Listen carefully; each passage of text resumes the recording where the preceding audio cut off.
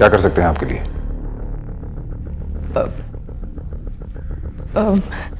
Sir, वो सूतरखाना बस्ती में एक मर्डर होने वाला है। मैं उसी के लिए आपको वार्न करने आई हूँ। किसका मर्डर? और आप कैसे जानती हैं? इससे ज्यादा मैं आपको कुछ नहीं बता सकती। बैठिए प्लीज, बैठिए।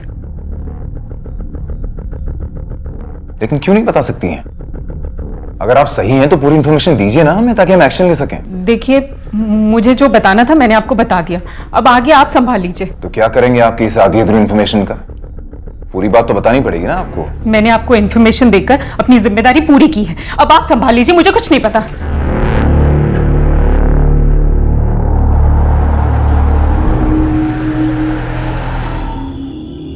A for apple, ये है Apple. A for apple. good. B for Ball. C for car. C for Car. very good. D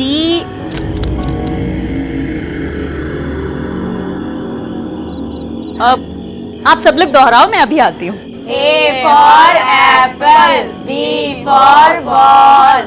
C for cat. A for apple. B for ball. C for car. Very good, अब आगे पढ़ते हैं।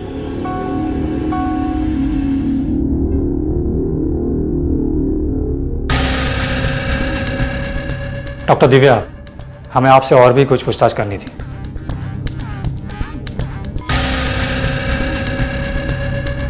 देखिए, मैंने आपसे पहले ही कहा था मुझे इसके बारे में और कुछ नहीं पता। आई एम सॉरी, मैं आपको और कुछ नहीं बता सकती।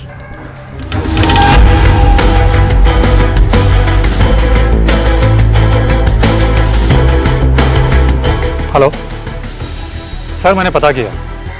डॉक्टर दिव्या एक MBBS डॉक्टर है। सूतरखाना की बस्ती में एक शिफा नाम से क्लिनिक चलाती है, जहाँ पे वो वहाँ के लोगों को फ्री ट्रीटमेंट देती है। और कुछ पता चला? नहीं सर, वो और कुछ बताने के लिए तैयार नहीं है। सर, मुझे तो लग रहा है कि उसे कोई गलतफहमी हुई होगी। कबीर, हम इस बात को नजरअंदाज नहीं कर सकते हैं। वो मर्डर की बात कर रही है, एक डॉक्टर है, समझदार है। अगर वो होने वाले कातिल का नाम नहीं बता रही तो हो सकता है कि वो उसका कोई बहुत करीबी हो। इसे वो गलत करने से रोकना भी चाहती है और ये भी नहीं चाहती कि वो किसी परेशानी में पड़े। पता करो कि बस्ती में उसके करीबी लोग कौन हैं, शायद हमें पता चले वो किसे बचाना चाहती है। Okay sir.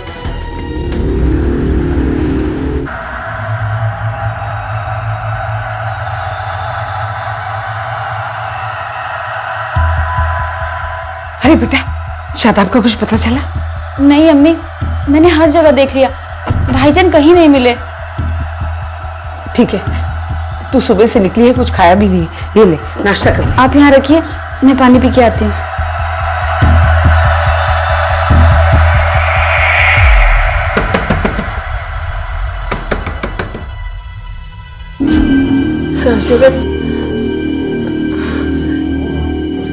शादाब है घर पे? नहीं, क्या बात है, आप इतना चिंतित क्यों लग रही हैं? दिव्या कल रात से घर नहीं आई है, उसका फोन ट्राई कर रही हूँ लेकिन फोन भी बंद आ रहा है।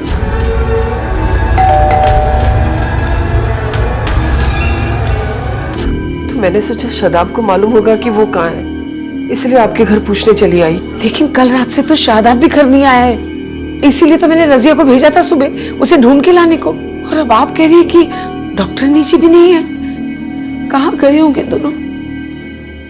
देखिए, आपकी बेटी एक डॉक्टर है, हो सकता है वो दोनों किसी पेशेंट को देखने कहीं गए हों और वहां नेटवर्क ना आ रहा हो या बैटरी चली गई हो, इसलिए फोन नहीं लग रहा होगा। इंस्पेक्टर साहब, मेरी दिव्या बहुत ही रिस्पॉन्सिबल लड़की है और आज तक मुझे बिना बताए वो कहीं भी नहीं गई और ऐसा वो कुछ कर भी नहीं सकती। और शादाब? साहब, वो तो बिल्कुल निकम्मा और बिल्कुल भरोसे के लायक नहीं था पहले, लेकिन जब से डॉक्टर जी की संगत में रहने लगा एकदम सुधर गया। अरे उससे ज्यादा तो हमें डॉक्टर जी की चिंता हो रही है, बड़ी ही नेक बच्ची है और हम पर बहुत एहसान है उसके। अब किसी भी तरह करके उसे ढूंढिए। कोई तस्वीर है आपके पास? हाँ जी। बेटा,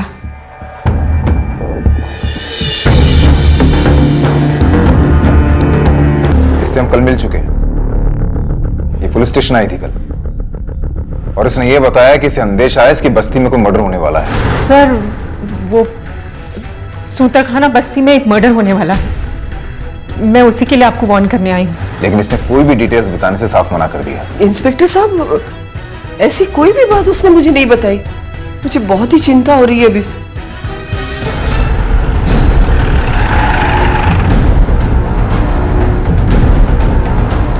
सर यही है वो क्लिनिक।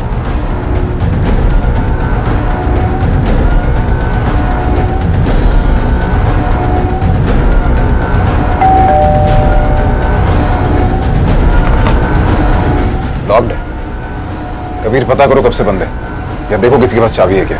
Yes sir. सर मैंने पता किया, दिव्या शाम को इस क्लिनिक में अलग अलग उम्र के लोगों को पढ़ाया करती थी। कल रात 8 बजे की क्लास खत्म कर दी, जिसके बाद वो लोग अपने अपने घर लौट गए थे। क्लिनिक में सिर्फ दिव्या और शादाब भी थे, लेकिन उसके बाद उन्हें किसी ने नहीं देखा। एक काम करो कबीर, ताला तुड़वा।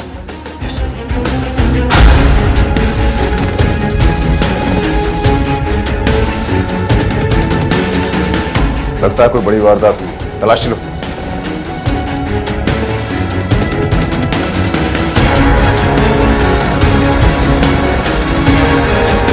सर यहाँ पे देखिए खून पड़ा है।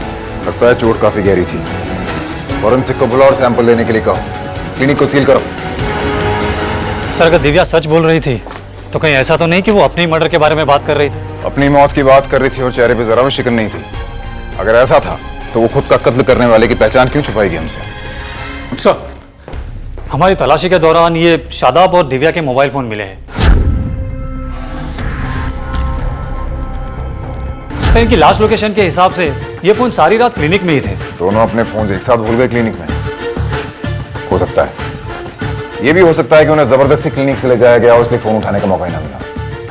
फोन को फॉरेंसिक भिजवाओ और पता करो कि बस्ती में किसने उन्हें आखिरी बार देखा और कहां। हेलो, कैसी हैं आप? रजिया बता रही थी कि आपने कल से कुछ भी खाया पिया नहीं है। जिस माँ के बच्चे का कुछ अता पता ना हो, उस माँ के गले से निवाला कैसे उतरेगा? पता नहीं दोनों बच्चे कहाँ हैं, किस हाल में हैं। भगवान करे सब कुछ ठीक हो जाएगा, हमारे बच्चे सही सलामत वापस आ जाएंगे। थोड़ी सी शांति है मेरे दिल को कि शादाब दिव्या के साथ है। आपका शादाब भी आजकल बहुत जिम्मेदार हो गया है। ये सब आपकी बेटी दिव्या की वजह से ही जो शादाब इतना बदल गए। अरे असलम भाई, क्या हाल है? लाला से आप छोड़िए। अरे एक ही सेब है ना? क्या? अम्मी अम्मी क्या बात बता, मेरे पैसे किसने चुराए? अरे मैंने नहीं चुराया अम्मी। निकम्मा कहीं का अरे अम्मी यार, बचाना है। दिन भर आवारागर्दी करता रहता है और मैंने नहीं निकाला। तू हट इधर से। हाँ? हाँ? मेरे पैसे का पेड़ में उगते हैं जो तू करता है। क्या कर रही है यार अम्मी? पकड़ देख पकड़, मारूं असलम पकड़। अम्मी छोड़ दिया। अम्मी अम्मी बात करने का तमीज नहीं, बात करने की। अम्मी माँ को याद अम्मी अम्मी अम्मी अम्मी अम्मी अम्मी अम्मी जान अम्मी जान अम्मी। अरे काम क्यों नहीं करता तू? अरे निकम्मा कहीं का। कौन देगा काम यार, बता। ए असलम, तेरे पास कोई काम है क्या? बच्चे से निकम्मे का तो कभी काम नहीं। अरे तेरी तो देखा, इसके पास भी तेरे लिए काम नहीं। अरे अम्मी समझ आंटी, देखो ना डॉक्टर जी, बिल्कुल निकम्मा है ये लड़का। कोई काम खाना काज का, बस ऐसे ही तंग करता है। आंटी जी आप गुस्सा ना करें, वैसे मेरे पास इसके लिए काम है। मुझे क्लिनिक पर एक हेल्पर की जरूरत है, अगर ये चाहे तो कल से ही काम पर आ सकता है। सच? नहीं नहीं नहीं, मुझे कोई काम। अम्मी मैं क्या काम करूंगा डॉक्टर के? चुप कर जी, जरूर आएगा ये। आपकी बहुत बहुत ठीक मेहरबानी। है, तो फिर कल से आ जाना, मैं पूरा काम सिखा दूंगी। हाँ धन्यवाद। उस दिन आपकी बेटी ने शादाब को काम पर रख के हमारी तो जैसे जिंदगी ही बदल दी।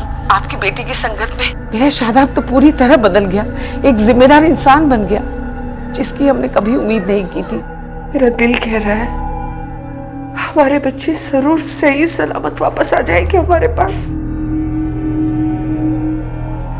माँ तुम यहाँ? अरे क्या हुआ? अरे आज मैं बहुत खुश हूँ। पता है तुम्हारी बेटी डॉक्टर बन गई है। ये देखो मेरा मेडल और ये है मेरा सर्टिफिकेट। अक्सर ये देखा जाता है कि अपनी मंजिल तक पहुंचने का संघर्ष इंसान के आदर्शों को कमजोर बना देता है, उसकी सोच को बदल देता है। लेकिन दिव्या के साथ ऐसा कुछ नहीं हुआ। बड़े शहर के बड़े हॉस्पिटल में नौकरी करने और विदेश जाने के ऑप्शंस खुले होने के बावजूद भी उसने गरीब बस्ती में अपना छोटा सा क्लिनिक खोला था। वो ना सिर्फ गरीबों का मुफ्त इलाज किया करती थी, बल्कि वहां रहने वाले बच्चों और बूढ़ों को पढ़ाया भी करती थी। पर ये नेक इंसान, ये काबिल डॉक्टर अचानक कहीं गायब हो गई थी और माना यह जा रहा था कि हो ना हो उसकी हत्या कर दी गई है। सर, दिव्या की डीएनए रिपोर्ट। तो क्या है रिपोर्ट? सब रिपोर्ट से पता चल रहा है कि क्लिनिक में जो खून था वो दिव्या का ही था। क्लिनिक में जितना खून मिला है, अगर वो दिव्या का है तो वो जरूर बहुत जख्मी हालत में होगी। बिल्कुल सर। सर कहीं ऐसा तो नहीं कि दिव्या का कत्ल कर दिया गया हो वहीं उसी के क्लिनिक में, फिर उसकी बॉडी को ले जाकर कहीं डंप कर दिया गया हो और यह कत्ल शादाब ने होते हुए देख लिया हो, इसलिए उसे भी गायब कर दिया गया हो सकता है, बिल्कुल हो सकता है, लेकिन उस सूरत में तो शादाब को भी वहीं मार देना चाहिए था क्लिनिक में, और फिर हमें उसका खून भी मिलता वहां। मगर ऐसा नहीं हुआ। एक काम करो, पता करो कि क्या उस बस्ती में कोई ऐसा था जो दिव्या और शादाब को नुकसान पहुंचाना चाहता था। Yes sir. बहुत नेक इंसान है वो साहब।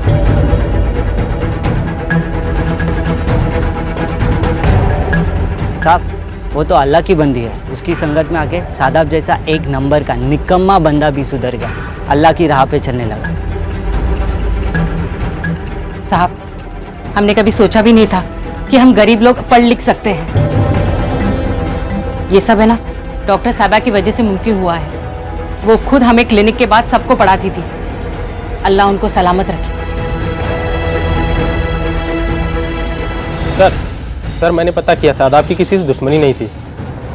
तुम लोग बस्ती के बाकी लोगों से पता करो। ओके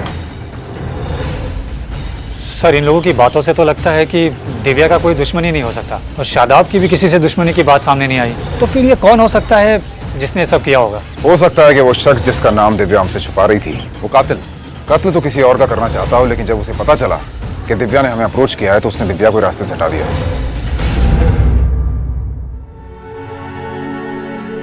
अम्मी 2 दिन से आपने कुछ नहीं खाया है, कल रात से आप दुआ में बैठी हैं, थोड़ा सा पानी पी लीजिए।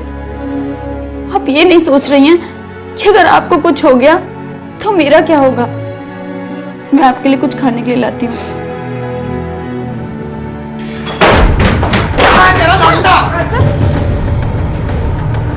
कहाँ है वो? उसी ने गायब किया है डॉक्टर को। जल्दी बोल। क्या कर रहे हो? हमें खुद पता नहीं शादाब कहाँ है, तो वो ये सब कुछ कैसे कर सकता है? वो तो उसी हालत में जो उस डॉक्टरनी की हालत है। पूरी बस्ती के लोग जानते हैं तेरा लौंडा ही ऐसा कर सकता है और कोई नहीं कर सकता। सीधी तरह बता दे, मैं बता रहा हूँ। मेरी अम्मी को छोड़ो। क्या चल रहा है?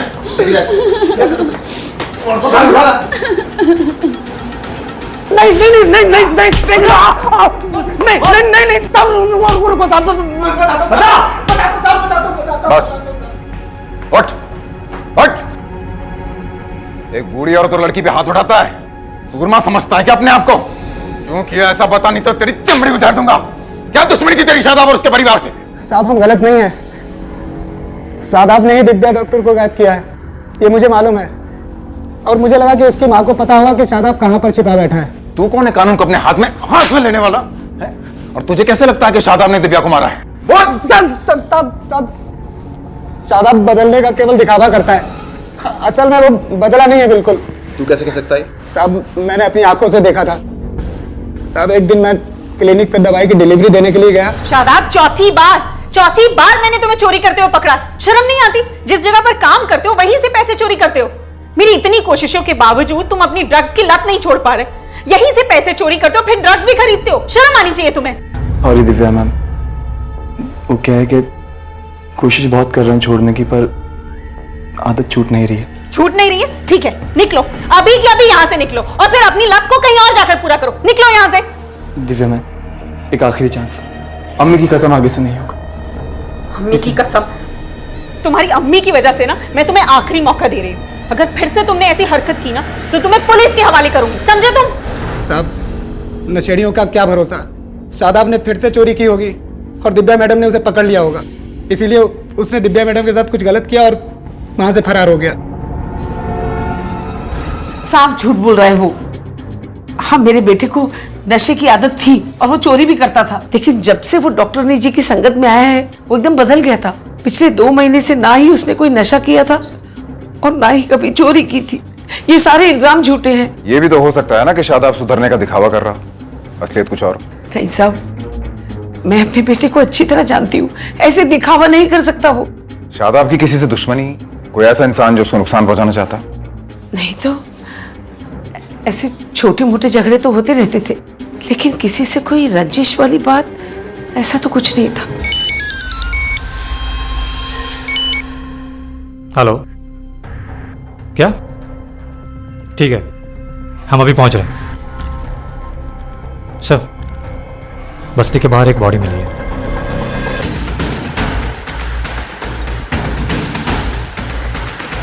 सर, ये तो रूबीना है। साहब, हमने कभी सोचा भी नहीं था कि हम गरीब लोग पढ़ लिख सकते हैं।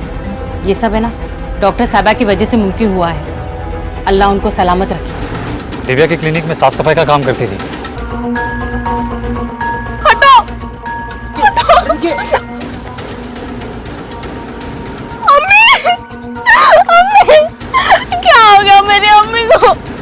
छोड़ो। लेके जाओ। नहीं, अम्मी। सर, हो सकता है कि ये मामला दिव्या और शादाब के मामले से जुड़ा हुआ हो। अभी तो हमें ये भी नहीं मालूम कि आखिर मामला क्या है। वो दोनों सिर्फ गायब हुए हैं या उन्हें मार दिया गया है, किसी जुर्म का शिकार हुए हैं या खुद मुजरिम है। बॉडी को पोस्टमार्टम के लिए भिजवाओ। यस। अम्मी के साथ साथ मैं भी सफाई में उनके साथ हाथ बटाती थी, पर किसी ने मेरी अम्मी को क्यों मारा होगा मुझे नहीं पता। याद करके बताओ, कोई ऐसा शख्स जिसकी तुम्हारी अम्मी से रंजिश हो, या तुमने अपनी अम्मी के बर्ताव में कोई बदलाव देखा हो, या अपने आसपास कोई अजीब सी बात देखी हो तो बताओ हमें। नहीं, ऐसा कुछ भी नहीं था। देखो, अगर तुम चाहती हो कि हम तुम्हारी अम्मी के कातिलों को पकड़ें तो जो भी जानती हो बताओ, क्योंकि मैं यकीन से कह सकता हूँ कि तुम हमसे कुछ ना कुछ छुपा रही हो। जिस शाम दिव्या मैडम गायब हुई थी उस समय मैं और अम्मी उनकी क्लास में ही थे, और करीब 9:15 बजे जब हम घर आए तो अम्मी को किसी का फोन आया था। थक गई होगी ना? हाँ, बहुत जा, ज्यादा। हाथ मुंह धो ले, मैं तेरे लिए खाना लगाती हूँ। जा।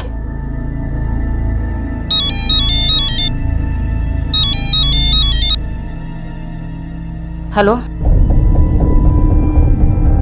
हाँ, अच्छा ठीक है, मैं अभी आती हूँ। सुन, क्या हुआ अम्मी? तू खाना खा, मैं अभी आती हूँ। हाँ,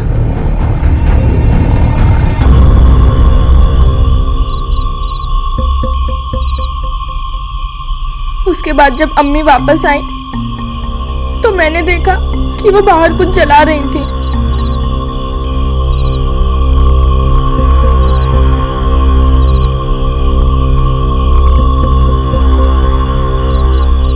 और अम्मी उन कपड़ों को जला रही थी जो वो घर से निकलते वक्त पहनी थी।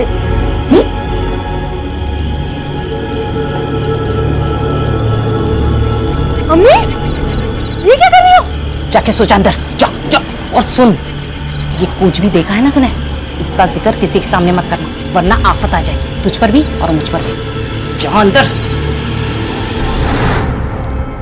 रूबीना की कॉल रिकॉर्ड निकलवाओ और पता करो कि 10 सितंबर की रात उसने किससे बात की थी। यस।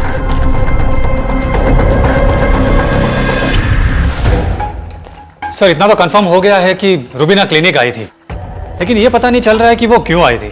सर, कहीं कातिल रूबीना ही तो नहीं जिसके बारे में मौन करने दिव्या हमारे पास आई थी? सूतरखाना बस्ती में एक मर्डर होने वाला है, मैं उसी के लिए आपको वार्न करने आई हूँ। हो सकता है। एक मिनट। हेलो, क्या? ठीक है सर, और एक लाश मिली। कहाँ? बस्ती के बाहर। चलो।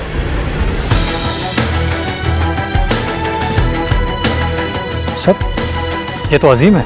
नशेड़ियों का क्या भरोसा, शादाब ने फिर से चोरी की होगी और दिव्या मैडम ने उसे पकड़ लिया होगा, इसीलिए उसने दिव्या मैडम के साथ कुछ गलत किया और वहां से फरार हो गया। दिव्या की क्लिनिक में मेडिसिन सप्लाई करता था। लोगों से पता करो किसी ने कुछ देखा क्या? Yes sir. दिव्या और शादाब अचानक गायब हो जाते हैं।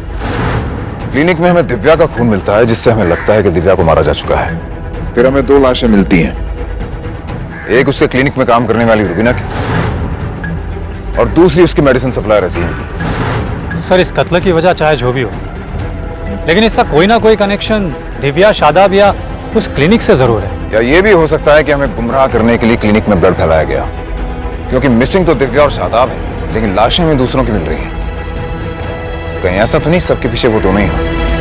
मैं जानती हूँ तुम घर जाना चाहते हो, लेकिन मैं ऐसा नहीं कर सकती। बाहर जाओगे तो खतरे में पड़ जाओगे, और अगर खतरे में पड़ गए तो तुम्हारी अम्मी, तुम्हारी बहन का क्या होगा? सोचो जरा।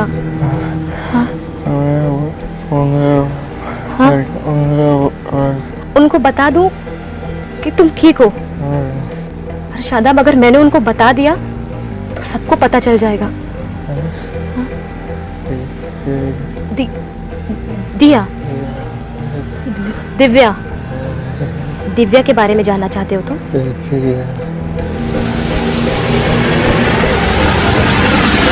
सर ये अब्दुल है, दिव्या का पेशेंट। बैठो। बस्ती में पूछताछ के दौरान इसने बताया कि दिव्या के क्लिनिक में बच्चे की डिलीवरी के वक्त जो औरत की मौत हुई थी वो किसी गफूर की बीवी थी, और इन सब के लिए वो उसे जिम्मेदार मानता था, इसलिए उससे काफी नाराज भी था। ये बात कितने पहले की है? करीब सर 3 महीने पहले की। मैं डायबिटीज की दवा लेने गया था डॉक्टर साहिबा के क्लिनिक पर, वहां एकदम से गफूर आ गया। बंद कर अपनी ये मौत की दुकान। तेरी वजह से मेरी बीवी की जान चली गई, तू कातिल है। अब ये तेरी दुकान चलने नहीं दूंगा, तेरी दुकान नहीं चलने दूंगा मैं। इसको कुछ नहीं आता है, कुछ नहीं आता है इसे। गफूर भाई क्या में दवाइयां देती है। चुप, बिल्कुल चुप। मैंने नहीं, आपने मारा है अपनी बीवी को। 9 सालों में 7-7 बच्चे पैदा करवाकर 8वीं तक आते आते बेचारी के शरीर में जान तक खत्म हो गई, मर गई बेचारी, दम तोड़ दिया उसने, बर्दाश्त ही नहीं कर पाई। और फिर भी अगर आपको लगता है ना कि मैंने आपकी बीवी का कत्ल किया है तो फिर ठीक है, मुझे मारिए, लेकिन इस क्लिनिक की तरफ आंख उठाकर भी मत देखिएगा। जानते हैं आप कितने जरूरतमंदों की उम्मीद है ये क्लिनिक। इसे अगर चोट पहुंचाने की कोशिश भी की ना तो मैं छोड़ूंगी नहीं। निकलिए यहाँ से, निकलिए। शांत हो जाए, गफूर में शांत हो जाए। ये बात पहले क्यों नहीं बताई तुमने? सर मैं कोई मुश्किल में नहीं आना चाहता था, गफूर खतरनाक आदमी है। सर फिर गया था मेरा उस वक्त। 7 बच्चे थे, सामने उनकी अम्मी गुजर चुकी थी उस डॉक्टर की वजह से, और साहब इस बात को 3 महीने हो गए। अब मैं क्यों मारूंगा उसे? हो सकता है तुम मौके का इंतजार कर रहे हो या मामला ठंडा होने का। साहब अगर मुझे उसे मारना ही होता तो मैं मौके का इंतजार क्यों करता? मैं जाता और उसे मार देता। 2 महीने पहले मेरी दूसरी शादी हुई, और मेरी नई बीवी पुरानी बीवी से कहीं बेहतर है।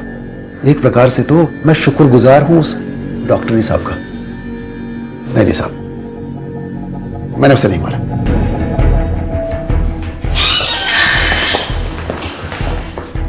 गफूर गुस्से जरूर है, लेकिन लगता नहीं इसने दिव्या का खून किया है। सर मैंने इसकी दूसरी बीवी और पड़ोसियों से भी बात की। 10 सितंबर की रात को आपके शौहर कहाँ थे? साहब मेरे शोहर तो पूरी रात घर पे ही थे मेरे साथ। सर अगर गफूर को भी सस्पेक्ट लिस्ट से हटा देंगे तो हम वहीं आ जाएंगे जहां से हम चले थे। अब ना हमारे पास कोई सस्पेक्ट है और ना ही कोई लीड। सर अजीम की लास्ट लोकेशन ट्रेस हो गई है। जाओ। सब 10 सितंबर को 8:30 से लेकर 10 बजे तक अजीम भी दिव्या के क्लिनिक में ही था।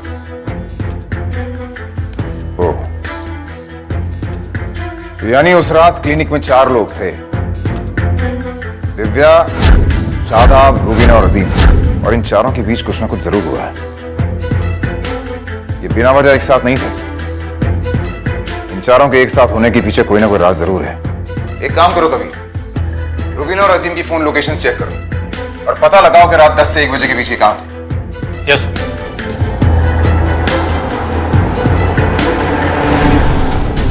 सर। उस रात रूबीना और अजीम दोनों के फोन इसी लोकेशन पे थे, और 10 से लेकर 12 बजे तक वो लोग यहीं पे थे। इस रात क्यों आए होंगे यहाँ? और 2 घंटे क्या कर रहे थे? सर शहर और लोगों की नजरों से बचा हुआ इलाका है सर, और जमीन भी खाली है, कुछ भी हो सकता है। चेक करो आसपास।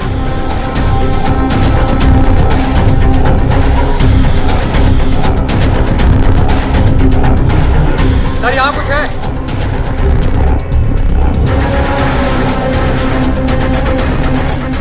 सर लगता है यहाँ पे किसी को घसीट के ले जाया गया है। माफ हो तो। रुक।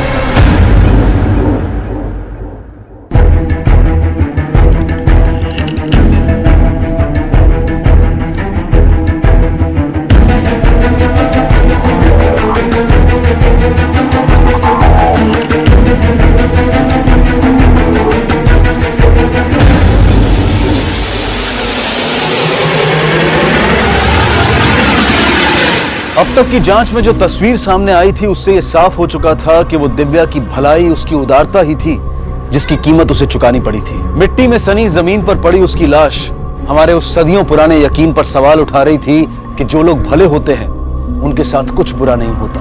उसकी मां जो अब तक हर डर को दरकिनार कर उसके लौटने की उम्मीद लगाकर बैठी थी, उसकी उम्मीद मिट्टी में मिल गई। एक जीवन जिसने कई जीवन बदले और कई औरों को बदलने की चाहत रखता था, उस जीवन को समय से पहले ही मिट्टी में मिला दिया गया, खत्म कर दिया गया। इस मामले की इन्वेस्टिगेटिंग टीम को अब सिर्फ एक ही लक्ष्य दिखाई दे रहा था, उस मुजरिम तक पहुंचना जिसने दिव्या को इस अंजाम तक पहुंचाया था।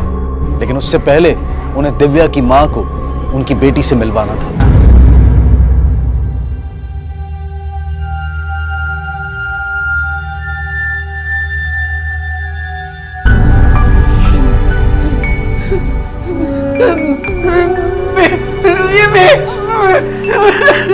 मेरी बेटी, मेरी बेटी को उठाओ कोई। बेटा देख मम्मी आई है, देख बेटा उठ मां आई है।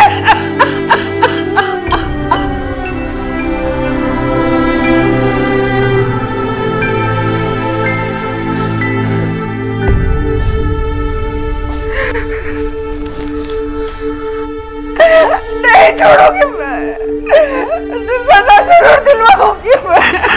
बस शांत हो जाओ, अल्लाह की मर्जी के आगे किसकी चलती है। देखिए, इस गुनाह के लिए जो भी जिम्मेदार है हमारे हाथों से बचेगा नहीं। धीरज रखिए। साहब, शादाब का कुछ पता चला? अभी तक तो नहीं, लेकिन या तो वो खुद किसी जुर्म का शिकार हो गया है या इस सारे मामले के पीछे उसी का हाथ है, और दोनों ही सूरतों में ज्यादा दिन चुप नहीं पाएगा हमसे। ढूंढ निकालेंगे उसे। दवा ले लो, कुछ आराम मिल जाएगा।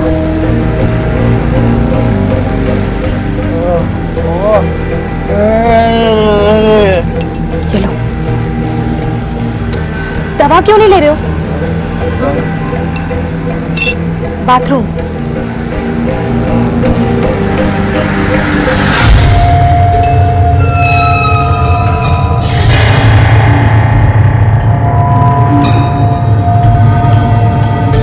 शादाब, बस कुछ दिन की बात हो रही है ना, फिर हम घर चलेंगे तुम्हारी अम्मी और रजिया से मिलने। थोड़ा सा ब्रेक करो।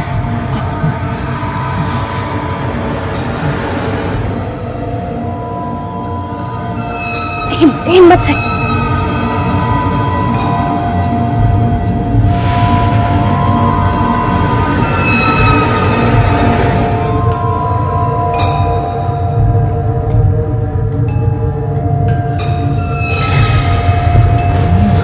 हाँ, शादाब आराम से। शादाब तुम ऐसा नहीं कर सकते। शादाब दरवाजा खोलो, शादाब खोलो दरवाजा।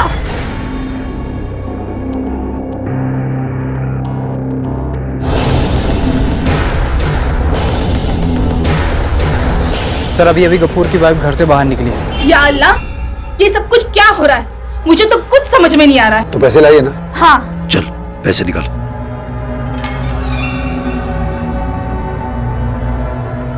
देख, ये सब पुलिस को गलतफहमी हुई है। सच्ची? हाँ, और तो फिक्र मत कर। सर, दिव्या की पोस्टमार्टम रिपोर्ट आ गई है। सर, उसकी मौत गला दबाने से हुई थी, लेकिन सर उसके मारने से पहले उसके साथ रेप किया गया था। क्या? और कुछ? सर, दिव्या के बॉडी में 2 लोगों के सीमेंट्स मिले हैं।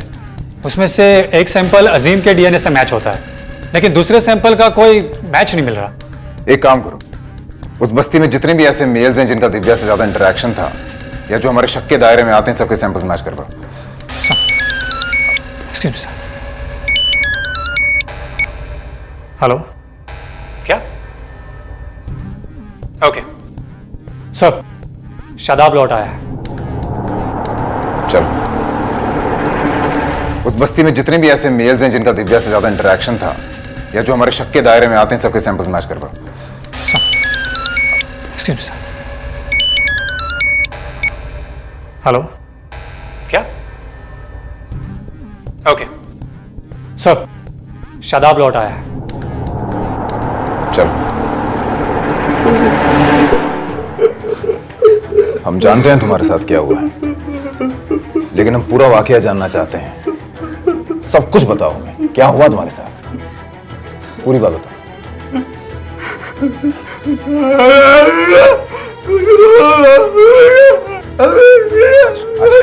अच्छा, ओके ओके, रिलैक्स।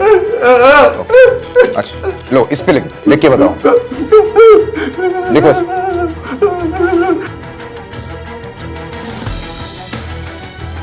उस रात हम क्लिनिक से निकलने की तैयारी कर ही रहे थे कि अचानक पीछे से मेरे सर पर किसी ने वार किया और मैं बेहोश हो गया। जब मुझे होश आया तो मैं कहीं खुले में जमीन पर पड़ा था।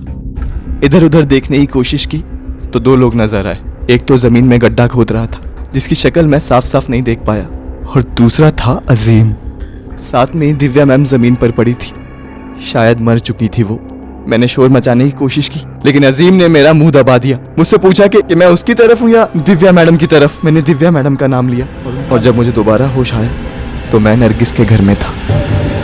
और मौका मिलते ही तुम वहां से भाग निकले।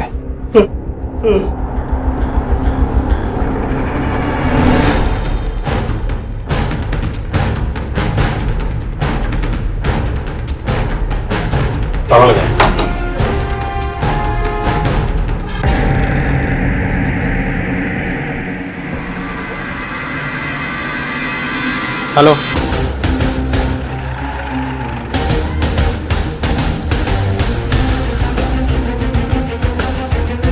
पकड़ो इसे, चले चलो चलो।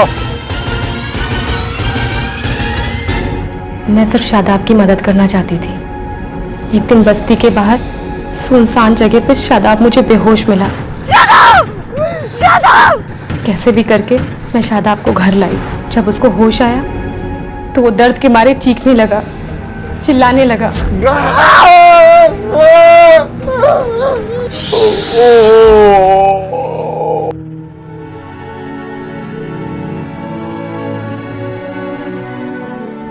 अगर शादाब की इतनी फिक्र थी तुम्हें तो पहले क्यों नहीं आई हमारे पास? क्योंकि गफूर किसी को भी मार सकता है, वो कुछ भी कर सकता है। मौके वारदात पे वही तीनों वहां पे मौजूद थे, गफूर, रुबीना और अजीम। कौन है? कौन है वहाँ? चल कौन है?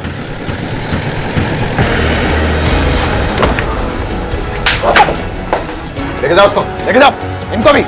मैंने कुछ नहीं किया, मैंने कुछ नहीं किया।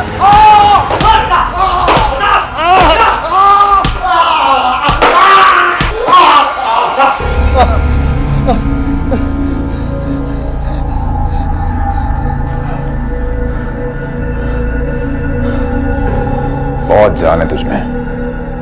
हमें मालूम है कि उस रात क्लिनिक में दो लोग थे, एक अजीम और दूसरा तू। बहुत होशियारी दिखाई थी ना तूने। वारदात की जगह पे सेल फोन लेके नहीं गया था अपना। अब आगे अपने आप बोलेगा कि पीटे हैं। बताता हूँ साहब। चलो जा। मैंने देख अजीम, ये बहुत बड़ी साजिश है हम लोग के खिलाफ। ये हमारा मजहब बदलना चाहती है। कोई आज की दुनिया में मुफ्त में इलाज करता है, कोई मुफ्त में दवाइयां देता है। इस बात को समझो अजीम, इस बात को समझो। आप सही कह रहे हो गफूर भाई। लेकिन किया क्यों ऐसा? अपनी बीवी की मौत का बदला लेने के लिए? हाँ सर,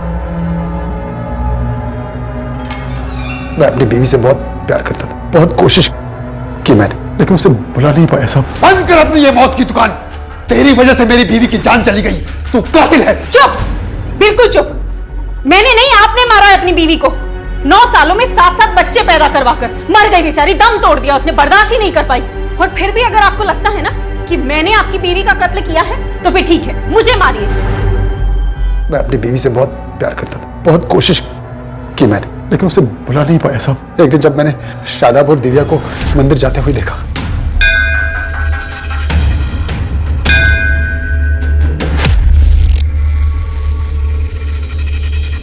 मुझे मौका मिला अपने लोगों को उनके खिलाफ भड़काने के लिए। ये क्या कह रहे हैं आप लोगों को कोई गलत फहमी हुई है।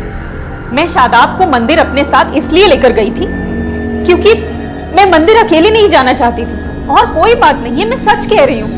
हाँ गफूर भाई, कैसी बात कर रहे हैं आप? भला मैं अपना मजहब क्यों बदलूंगा? तुझे समझ में नहीं आ रहा है?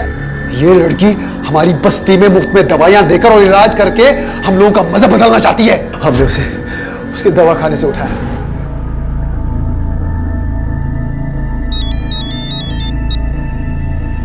हेलो। हाँ रूबीना,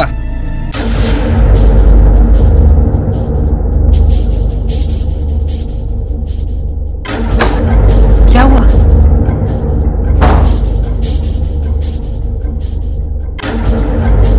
दीदी, ये मजा बदलना चाहती है। पैसे ले और जबान मत खोलना, ठीक है? शादाब को भी साथ लेके गए और बस्ती के बाहर एक सुनसान जगह ले जाकर उसके साथ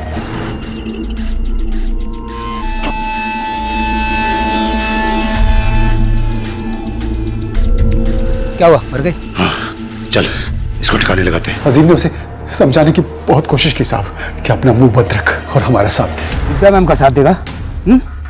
दिव्या मैम का साथ देगा? इसलिए उसे खामोश करना बहुत जरूरी था साहब। सबको बताएगा? सबको बताएगा? तो रूबीना और अजीम को क्यों मारा? नहीं साहब, मैंने नहीं मारा साहब। हम लोग खुद ही परेशान।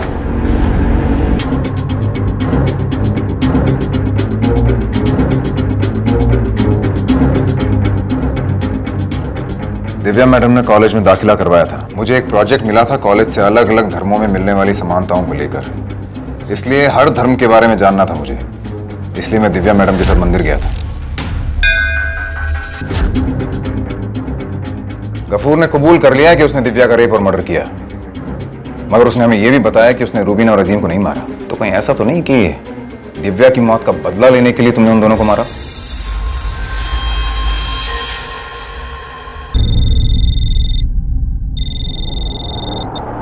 हाँ कबीर, तुम्हारे घर से बरामद हुआ ही है और हमें पूरा यकीन है कि इस पर लगा हुआ खून रूबीना और अजीम का है। सरकारी लैब की रिपोर्ट से भी साबित हो जाएगा तो बच तो नहीं पाओगी तुम। तो बेहतर है कि अपनी जुबान से कबूल कर लो कि जुर्म तुमने किया है। क्यों मारा उन दोनों को? बोलो बोलो। सर, क्योंकि मैं और शादाब एक दूसरे से प्यार करते थे। हम दोनों एक दूसरे से छुप छुप के मिला करते थे और कोई रास्ता नहीं था मेरे पास सर। वो लोग शादाब को जान से मार देना चाहते थे क्योंकि शादाब इकलौता गवाह बचा था। मैं उसे प्यार करती थी, उसको बचाना चाहती थी और उसको बचाने की खातिर मैं कुछ भी कर सकती थी। इसीलिए मैंने उन दोनों को मार दिया। कैसे मारा? बहुत आसान था। रुबीना को मैंने अकेले में मिलने के लिए बुलाया। यहाँ क्यों लेकर आई हो तुम इस कचरे में? कितनी बदबू आ रही है यहाँ पे। कल तक तुमसे आने लगेगी। फिर मैं अजीम पर जानबूझकर लाइन मारने लगी और वो कबूतर की तरह आंख बंद किए मेरे पीछे पड़ गया। एक दिन, अरे इधर काहे बुलाई हो हमको? हैं? तालाब भी है, मच्छर भी काट रहे हैं और बास भी आ रहा है। हमको बता दी होते 5 स्टार बुक कर देते। जो काम यहाँ हो सकता है वो 5 स्टार में नहीं। अरे तो ऐसा क्या करने वाली हो जाने मन? गफूर को भी मैं मार ही देती पर वो मेरे हाथ नहीं चढ़ा, गायब हो गया। और इस तरह तुम उस अंजाम तक पहुंच गई जहां तुम्हें पहुंचना भी चाहिए था। कानून को अपने हाथ में लेके अच्छा नहीं किया तुमने। तुम्हें क्या लगा था ये सब करने से प्यार मिल जाएगा तुम्हें? तुम्हारे प्यार ने तुम्हारी कब्र खोद दी। मौत से बदतर जिंदगी जियोगे तुम जेल में। कुछ लोग ऐसे होते हैं जो धर्म को भले ही ना समझते हों, लेकिन अपने गलत इरादों के लिए उसका इस्तेमाल करना उन्हें बखूबी आता है। और इतिहास गवाह है कि दुनिया कई बार ऐसे लोगों के हाथों की कठपुतली बनी है। शायद कुछ हद तक इसकी जिम्मेदारी हम सब पर जाती है, क्योंकि हम में से कुछ लोग धर्म के नाम पर बहकावे में आ जाते हैं। पर ऐसा ना हो इसके लिए जरूरी है कि हम किसी भी धर्म या मजहब के मूल तत्व को समझें, ये जानें और इस बात पर यकीन करें कि कोई भी धर्म या मजहब इंसानियत से परे नहीं होता। इंसानियत ही सबसे बड़ा धर्म है। इसी विचार के साथ अब मैं अनूप सोनी आपसे विदा लेता हूं। फिर मुलाकात होगी अगले एपिसोड में एक और चौंका देने वाले केस के साथ। तब तक अपना और अपने परिवार का ख्याल रखें और देखते रहें क्राइम पेट्रोल डायल 100। सबक एक को सीख हम सबको। जय हिंद।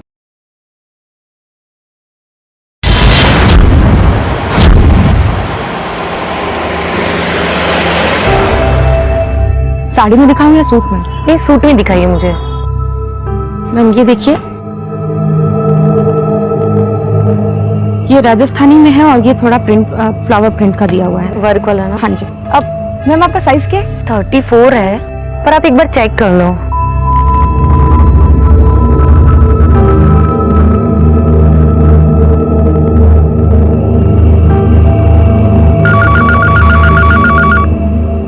हेलो, जी हाँ मिसेस पटेल। हाँ जी, मैं पूछता हूँ। सुरेखा। हाँ मिसेस पटेल का सूट रेडी है? नहीं पता। अरे ऑल्टरेशन था, आज के दिन देना था। एक मिनट लेकर आती हूँ। जी हाँ मिसेस पटेल रेडी है।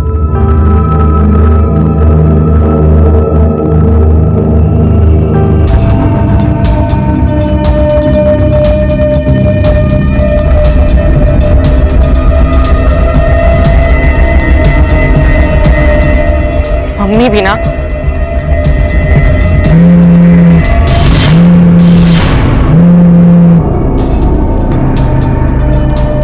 फोन भी नहीं उठा रही।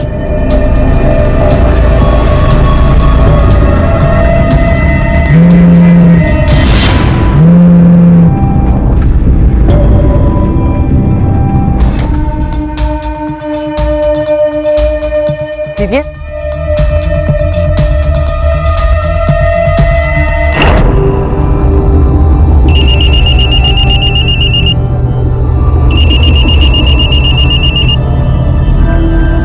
हेलो, क्या मॉम अभी तक नहीं आई? नहीं। क्यों नहीं आई ना वो? अरे वो कहाँ पहुंचेगी टाइम पे? भूल गई होगी। नानी बस करो ना, फिर से शुरू मत हो जाओ। अर्जुन सच बोल रही हूँ मैं, उसे कोई फर्क नहीं पड़ता तुम दोनों जियो या मरो। दीदी नानी क्या बोली है? नानी क्यों ये सब, रुको अभी। अर्जुन तू सुन, देख तू वही रुक, मैं मॉम को कॉल ट्राई करती हूँ। तू कहीं जाना मत, ओके? नानी हमेशा ये सब क्यों? अर्जुन वहाँ पे रुका हुआ है और गलत बोल रही हूँ क्या मैं कुछ? सिर्फ एक ही तो काम था ना उसके पास, अर्जुन को स्कूल से लाने का, और वो भी नहीं कर पाई। गॉड नानी बस। हेलो। हेलो। हाँ संजना। आप मॉम को फोन देंगे प्लीज? सुरेखा। हाँ संजू है। संजू? हाँ संजू। अरे मॉम, आपको अर्जुन को स्कूल से पिकअप करना था, वो रुका हुआ है वहां पर। अरे बेटा टाइम का पता ही नहीं चला, तू रुक मैं अभी जाती हूँ। हाँ सब, मेरे को अर्जुन को लेने स्कूल जाना होगा अभी। हाँ मैं उधर ही जा रहा हूँ, मैं तुम्हें छोड़ दूंगा। हाँ मैं अपना बैग लेकर आती हूँ। मेरा बैग। सर जब मैं वहां पहुंची तो अर्जुन वहां नहीं था।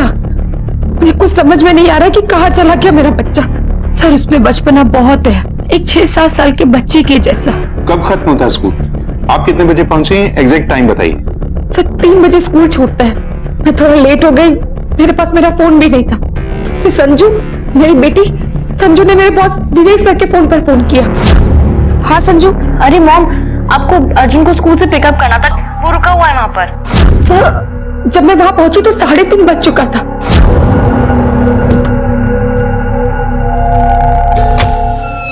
वो अर्जुन कहाँ है? वो तो चला गया। चला गया? ऐसे कैसे चला गया? तुमने उसे जाने क्या दिया? मैंने उसे बहुत रोका था, मैंने कहा भी माँ आएगी तब जाना, लेकिन वो नहीं माना, चला गया। अर्जुन? हाँ सर, अर्जुन यही पढ़ता है सर। सर मैंने उसको बोला भी था कि अकेले नहीं जाने का। अरे अर्जुन, अरे अकेला कहाँ जा रहा? रुक जाना, अभी तेरी माँ लेने आती ही होगी। कोई नहीं आने वाला है, और वैसे भी मुझे किसी की जरूरत नहीं है, अकेले जा सकता हूँ मैं। और तू अपना काम करो जाके। आजकल के बच्चे तो टीचर और हेडमास्टर की नहीं सुनते हैं, तो मेरी कहाँ से सुनता है? नहीं माना, चला गया। फिर उसकी माँ भी आई थी सर, तकरीबन हाँ 3:35 से 3:40 के बीच में। किस तरफ गया? सर उधर ऑटो स्टैंड की तरफ। पेन पेंसिल चश्मा सब समझ में आता है, लेकिन तू अपने बेटे को कैसे भूल गई? वो बेचारा अकेले वहां खड़ा रहा और तू। नानी प्लीज। क्या नानी? आसान है क्या माँ ये सब? कोशिश कर तो रही हूँ ना मैं। घर काम बच्चे अकेले एक चुटकी में नहीं संभाल सकती मैं। तो नहीं लेना था ना डिवोर्स? किसने कहा था? पहले सोच लेना था तुझे। नानी इनफ, बस बहुत हो गया। और अभी ये सब ज्यादा इंपॉर्टेंट है अर्जुन को ढूंढना। पता नहीं कहाँ होगा वो। डोंट वरी, मिल जाएगा अर्जुन हमें, है ना? 13 साल का अर्जुन अचानक अपने स्कूल से गायब हो गया। अपने पति से अलग हुए सुरेखा को 6 महीने बीत चुके थे। इस दौरान सारी जिम्मेदारियों से सुरेखा अकेले ही जूझ रही थी। पर क्या यही एक समस्या थी, क्या फिर इसके परे कुछ और भी था?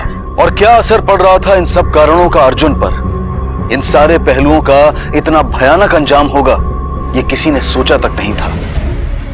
नहीं देखा? अरे सुनो जरा, ये फोटो देखो। हाँ साहब, मैंने देखा है इसको। मैंने ही छोड़ा था इसको दोपहर में। यही पास वाले स्कूल से है ना ये तो? कहाँ छोड़ा था? जी सर, आ जाइए आप। चलो।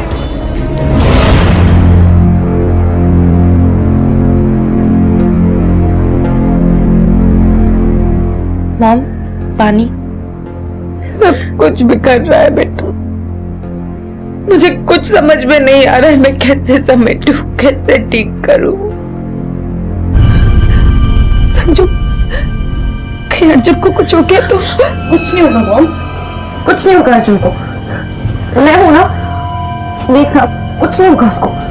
यही छोड़ा था सर उसको मैंने। अब उसके बाद मैं भी निकल लिया। ये लो सर। छोड़ने के बाद कहाँ गया था याद है? कहाँ साहब, हम तो पैसेंजर को छोड़ देते हैं, उसके बाद वो कहाँ जाता है हमें कैसे पता होगा?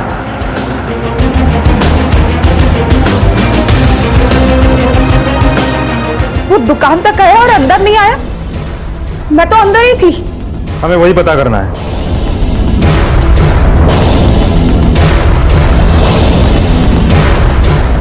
सर, अर्जुन के कॉल रिकॉर्ड्स भी चेक कर लिए।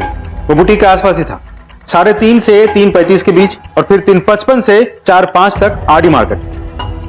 और उसके बाद फिर फोन स्विच ऑफ। अमित अगर अपनी मां की बुटीक के पास आके गायब हुआ तो अपनी मर्जी से गायब हुआ या जबरदस्ती? इस फैमिली की हिस्ट्री निकलवाओ और ये भी पता करो कि ये लड़का अर्जुन, इसके रिलेशन कैसे थे, अपनी फैमिली के साथ भी और बाहर वालों के साथ भी। Okay sir.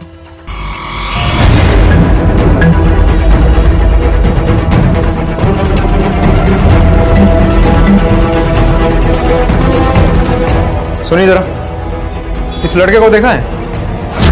नहीं साहब, मैंने नहीं देखा। सर, दोनों मार्केट में पूछताछ की, किसी ने नहीं देखा। फोन स्विच ऑफ है और लड़का गायब है। किडनैपिंग का केस हो सकता है। सर, आपको क्या लगता है, किसी के साथ कोई दुश्मनी वगैरह? एग्जैक्टली। रैंसम कॉल भी आ सकते हैं। घर के लैंडलाइन और मोबाइल दोनों फोन्स को टैप करो, एक सर्वेलेंस टीम सेटअप करो और पता करो कि इस परिवार की किसी से कोई दुश्मनी तो नहीं। कनेक्शन सही है? गुड। सर, सेटअप रेडी है। कोई भी कॉल आए तो हम टैप कर सकते हैं। गुड। सर, आपको सच में लगता है कि अर्जुन को किसी ने किडनैप? लेकिन क्यों सर? यही जानने के लिए तो आपकी मदद की जरूरत है। जरा ध्यान से सोचिए, कौन हो सकता है? किसी पे कोई शक? किसी से कोई जाती दुश्मनी? दीपक, जो मेरे पति थे। सर, दीपक ने मुझे धमकी दी थी कि वो 9 बज गया है। चाबी कहाँ रख दी मैंने? अर्जुन, संजू, तुम लोग बाहर? वहां तो गाँव गई है। सॉरी बेटा, मुझे जल्दी आना था लेकिन आज इतना काम था कि मुझे ऑफिस में ही लेट हो गया। तो फोन क्यों ऑफ रखा मॉम? हमने फोन भी ट्राई किया था। बेटा, घटिया फोन था, चार्ज खत्म हो गया इसलिए ऑफ हो गया। मोबाइल का दोष क्या दे रही हो? गलती तुम्हारी है। अर्जुन, चल मेरे साथ। पापा स्टॉप इट। बेटा, यहां रहेगा तो रोज ये सब होगा। जो औरत एक मां होकर अपने बच्चों का ध्यान नहीं सकती है, उनके बारे में भूल जाती है, उसका क्या भरोसा है? अर्जुन, मेरे साथ चल। दीपक, खबरदार जो मेरे बच्चों को छुआ तो और चुपचाप यहां से चले जाओ, वरना मैं पुलिस बुला लूंगी। पुलिस की धमकी देने के सिवा तुझे आता क्या है? अगर कुछ करना है ना तो काबिल मां बनकर दिखा पहले। और हाँ, तुझे जो करना है वो कर, लेकिन अर्जुन को एक ना एक दिन मैं अपने साथ लेकर जाऊंगा, समझे तुम? क्या? उसकी इतनी हिम्मत, मुझ पे इल्जाम लगाती? देखिए सर, मैं मानता हूं कि मैंने उसे धमकी दी थी, लेकिन अपने बच्चों की खातिर, सिर्फ सुरेखा को डराने के लिए। मुझे लगा कि शायद इसी डर की वजह से वो अपनी जिम्मेदारियां निभाने लगे। बाकी मैं कौन सा उसके साथ कुछ गलत करने वाला था। एक ना एक दिन तो ये होना ही था। सही सोचा था मैंने। अर्जुन चला गया सर, वो अपनी माँ से तंग आकर ही गया है। सच कह रहा हूं सर, वो खुश नहीं था वो माँ के साथ। पापा मुझे मॉम के साथ नहीं रहना। दरअसल वो माँ बनने के लायक है ही नहीं, और उसकी इन्हीं कमियों की वजह से हमेशा नुकसान मेरे बेटे का हुआ। ये अब सेकेंड टाइम है जब मॉम पेरेंट्स टीचर्स मीटिंग भूल गई। सर आप लिख कर ले लो सर, अर्जुन अपनी माँ की वजह से घर छोड़कर गया है, और खास करके जब से उसे पता चला है कि वो। क्या मालूम पड़ा? मैंने खुद सुना है मॉम को उस आदमी से बात करते हुए। पापा मॉम का चक्कर चल रहा है। किसके साथ?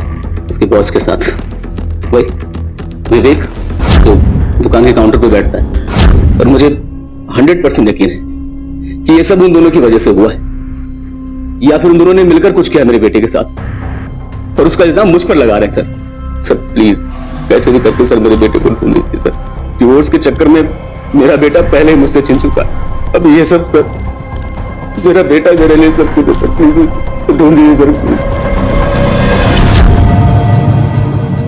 अरे डेबिट कार्ड खोना, चाबी का गुच्छा खोना अलग बात होती है, लेकिन इस बार तुमने बेटा ही खो दिया। स्टॉप इट दीपक, सारा दोष मुझ पे डालने के अलावा तुमने किया क्या है? इसीलिए छोड़ा है मैंने तुम्हें। अरे तुम क्या छोड़ोगी मुझे? मैंने तुम्हें छोड़ा है, और तुम्हें छोड़ना मेरी जिंदगी का सबसे अच्छा फैसला था। हाँ पता है मुझे, तुम अपने आप से फ्रस्ट्रेटेड आदमी हो। पापा निकल जाइए यहाँ से, निकल जाइए वरना मैं पुलिस को फोन कर दूंगी। जैसी माँ वैसी बेटी। अगर मेरा बेटा नहीं मिला ना तो मार डालूंगा तुझे, याद रखना।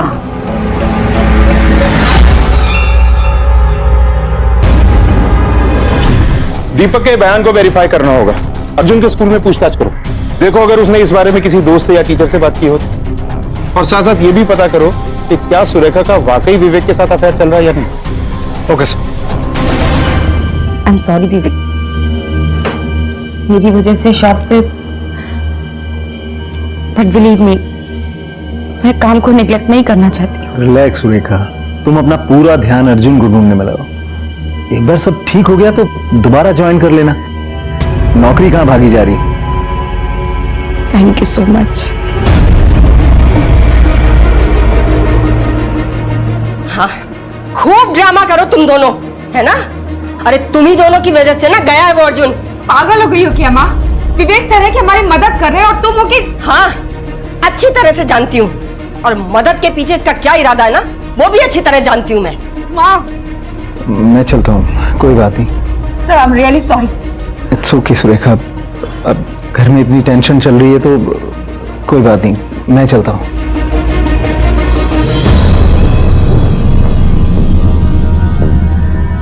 क्या हो गया है तुम्हें माँ? क्यों ऐसे बात कर रही हो? ये मत भूलो कि विवेक सर की वजह से ही हमारा घर चलता है।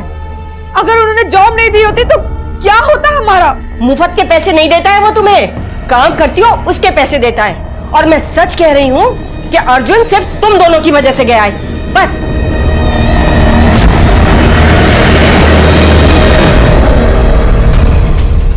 वो हमेशा डिस्टर्ब रहता था अपनी मॉम डैड के डाइवोर्स के बाद। मेरी मॉम शी इज सीधा यार, मेरे पापा को धोखा दिया उसने, और एक दिन फिर धोखा देगी। नहीं था सर, वो हमेशा भाग जाने की बात करता था। एक दिन भाग जाऊंगा मैं। वो हमेशा गुस्से में रहता था और बेमतलब गालियां देता था। मॉम साहब ने अफेयर उस आदमी के साथ।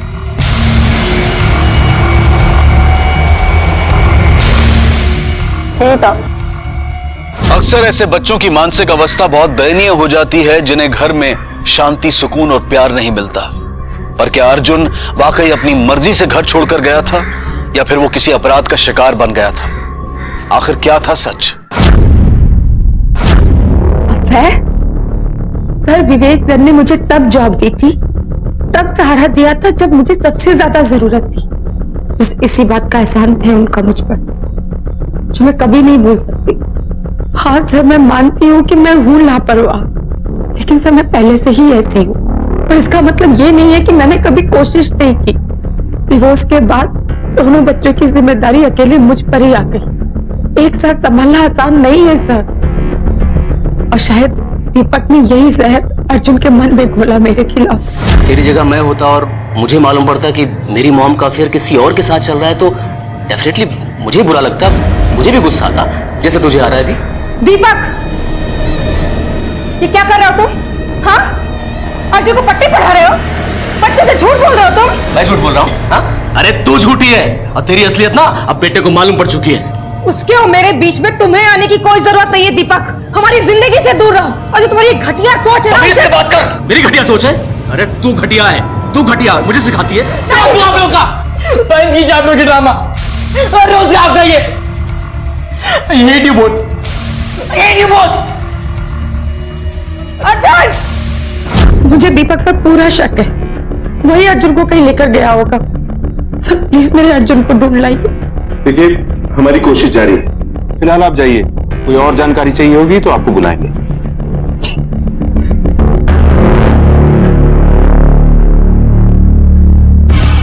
सर कहीं ऐसा तो नहीं कि ये ड्रामा कर रही है अच्छी माँ होने का? ऐसा भी तो हो सकता है कि सुरेखा और विवेक के बीच सच में ही अफेयर चल रहा है जो अर्जुन को बिल्कुल पसंद नहीं था। तो शायद दोनों ने मिलकर अर्जुन को रास्ते से हटा दिया हो, क्योंकि ये बात तो पक्की है कि अर्जुन उस दिन बुटीक के बाहर था। शायद सुरेखा और विवेक बुटीक के बाहर अर्जुन से मिले हो और उसे नुकसान पहुंचाया हो। और ये भी हो सकता है कि विवेक अकेला इन्वॉल्व।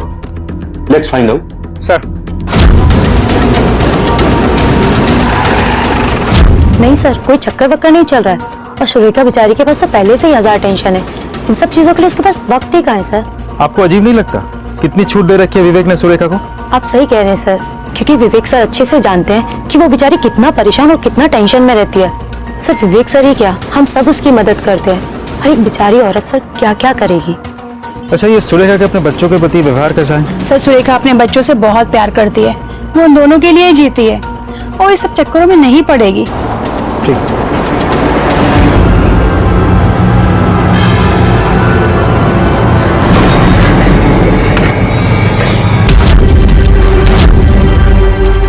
समझ में आता है, लेकिन तू अपने बेटे को कैसे भूल गई? जो औरत एक माँ होकर अपने बच्चों का ध्यान रख सकती है उसके बारे में भूल जाती है, उसका क्या भरोसा है? मॉम क्या कर रहे हो? मॉम छोड़िए, मॉम छोड़ो, मॉम क्या कर रहे हो? छोड़ो, पागल हो गए हो क्या? और क्या करूं संजू, क्या करूं मैं? ना मैं कच्ची पत्नी हूँ, ना मैं कच्ची माँ हूँ। मैं लापरवाह हूँ, मैं निकम्मी हूँ। मेरे जीने का कोई फायदा नहीं। मॉम बस करो। मेरी तरफ आपकी कोई रिस्पॉन्सिबिलिटी नहीं बनती है। हाँ मॉम, आप हमेशा ऐसा नहीं कर सकते हो। अब और नहीं, भाग नहीं सकती हो तुम। मुझे भी तुम्हारी जरूरत है। माँ, तुम मेरी मॉम हो, मैं तुम्हारी माँ नहीं हूँ। सो प्लीज माँ बनो और अपनी रिस्पॉन्सिबिलिटी संभालो। तुम्हें क्या लगता है सिर्फ तुम ही दुखी हो? मैंने अपना भाई नहीं खोया है क्या? Mom, I also need you. बेटा संजय, मुझे माफ कर, मुझे माफ कर दे।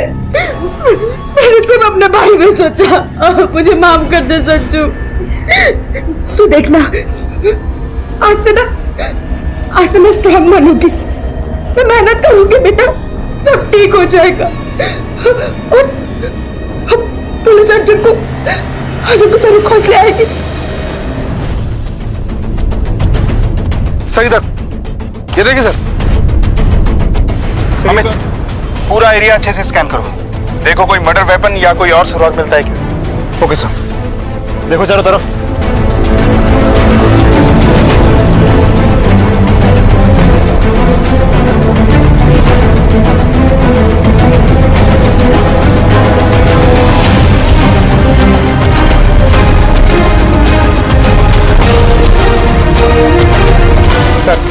कुछ नहीं मिला।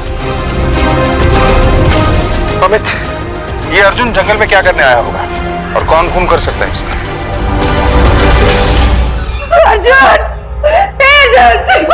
अर्जुन बेटा आके बोल।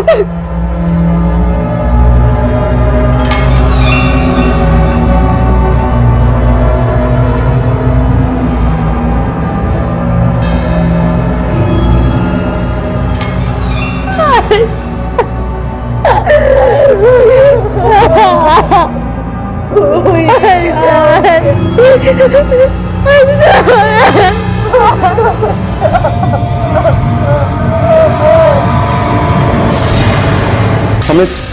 पूरा का पूरा केस बदल चुका है। सर आसपास रहने वाले किसी ने कुछ भी नहीं देखा। एक बात समझ में नहीं आ रही, क्या कर रहा था अर्जुन स्कूल से दूर आरे के जंगल में? पोस्टमार्टम रिपोर्ट आती ही होगी सर। ठीक है, तब तक सुरेखा, दीपक और विवेक तीनों की डिटेल्स जमा करो। इस अफेयर की बात साबित नहीं हुई अब तक, लेकिन हम फिर भी कोई चांस नहीं ले सकते। Okay sir. सर सारे कॉल रिकॉर्ड, सुरेखा और विवेक के कॉल रिकॉर्ड में खास कुछ अजीब नहीं है, लेकिन यहाँ देखिए दीपक के कॉल रिकॉर्ड। दीपक के रिकॉर्ड में ये नंबर है। हमने पता किया तो पता चला ये नंबर किसी नंदन के नाम पर रजिस्टर्ड है। डेटाबेस से पता चला कि वो एक क्रिमिनल है। दीपक नंदन के साथ टच में था, एक क्रिमिनल के साथ। क्यों?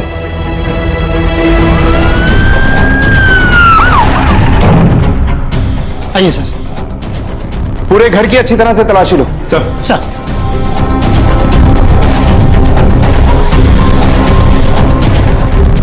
सर अंदर कुछ भी नहीं मिला।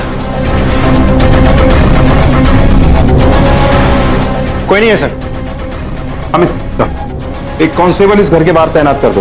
दीपक वापस जरूर आएगा। हाथ लगते ही कई सवाल करने हैं उससे। Okay sir.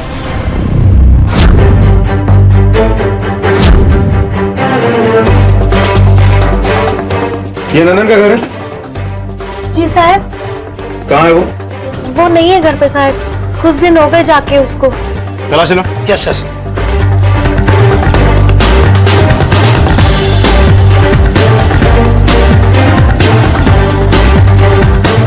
नहीं है सर। नंदन का फोन आती है, हमें इन्फॉर्म करना, समझ गई? जी साहब, मैं बोलेगी। चलो।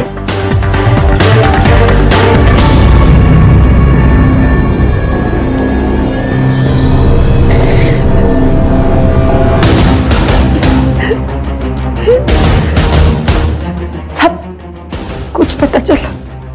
दीपक गायब है। एक क्रिमिनल के साथ टच में था वो। क्या? नंदन नाम है उसका। आप जानती हैं उसे? नहीं तो। देखिए, हमें शक है कि दीपक ने ही अर्जुन का मर्डर किया है।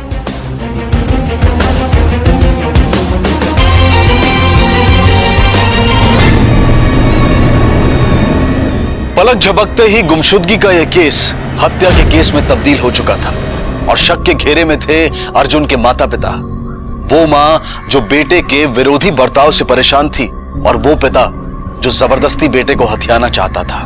पुलिस का पहला अनुमान यह था कि शायद पकड़े जाने के डर से अपहरणकर्ता ने अर्जुन की हत्या कर दी, लेकिन पोस्टमार्टम की रिपोर्ट सामने आते ही इस केस की दिशा बदल गई। अर्जुन की निजी जिंदगी और मानसिक स्थिति पर सवाल उठने लगे। सर इसकी मौत तो उसी दिन हो गई थी जिस दिन यह गायब हुआ था, शाम के 7 बजे के आसपास। ये देखिए।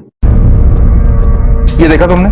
यहां अर्जुन ने शराब पी रखी थी, वो भी इतनी ज्यादा। तो मामला तो कुछ और ही है। अमित, हमें इस केस के हर पहलू को एक बार फिर से एग्जामिन करना होगा। Yes sir. शराब? अब ये क्या बोल रहे हैं? अर्जुन तो अभी बहुत छोटा था, वो ऐसा नहीं कर सकता। देखिए, बच्चे ऐसी बातें अक्सर पेरेंट्स से छुपाते हैं। मेरा अर्जुन ऐसा नहीं कर सकता, वो मुझसे कुछ नहीं छिपाता था। अच्छा, बोल तो तू ऐसे रही है जैसे तू अर्जुन के बारे में सब कुछ जानती थी। ध्यान कहाँ था तेरा उस पर? रानी प्लीज, फिर से नहीं। यही सही है, आप सही कह रही है माँ। कभी मुझ में ही है, मैं ही उसका ख्याल नहीं रख पाई।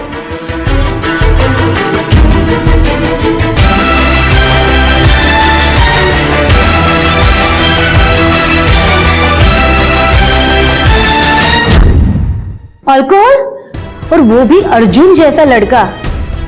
अगर वो पीता होता ना तो हमें जरूर पता होता। मैम के बच्चों के साथ मैं थोड़ी देर बात कर सकता हूँ? या प्लीज। Thank you. बेटा, अर्जुन के बारे में सर हमें नहीं पता होगा, बिकॉज शायद से उसका स्कूल के बाहर भी कोई ग्रुप हो सकता है। सर मैंने कभी उसे पीते हुए नहीं देखा, बस उस दिन जो मैंने आपको बताया था, और वो थोड़ा गुस्से में रहता था। तुम्हें कुछ पता है अर्जुन के बारे में? Uncle I never saw him drinking, in fact वो हमेशा अकेला अकेला रहता था। सर अर्जुन का हर दोस्त यही कह रहा है। अर्जुन के कॉल रिकॉर्ड्स। सर कुछ खास है इसमें? कुछ नहीं सर। नंदन का पता चल गया है। दीपक नंदन के साथ टच में था, एक क्रिमिनल के साथ। उठा के लाओ उसे। Yes sir. अरे कैसी माँ है तू? बेटा शराब पीने लगा था और तुझे खबर भी नहीं हुई। बस माँ बस, बंद कीजिए अपनी बकवास। मैं कैसी माँ हूँ? अरे आप कैसी माँ है कभी सोचा है आपने?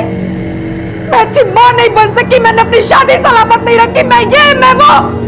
तंग आ गई हूँ आपके ताने से। हाँ मैंने अपनी शादी छोड़ दी अपना पति को, लेकिन उससे पहले कई साल मैंने उसकी मार झेली है माँ। और ये सब कुछ शायद सिर्फ इसलिए कि मेरा परिवार न टूटे, मेरा घर न टूटे। लेकिन जब ये सब मेरी बेटी पर आने लगा तो क्या करती मैं? उसे भी सहने देती? नहीं मां नहीं। मैंने सिर्फ अपने बच्चों के लिए अपनी शादी तोड़ी है मां, सिर्फ अपने बच्चों के लिए। और मुझे अच्छी मां बनने का सर्टिफिकेट नहीं चाहिए मां, और वो भी आपसे। आप भी तो घर पर ही रहती थी ना, तो क्यों नहीं रखा अर्जुन का ख्याल?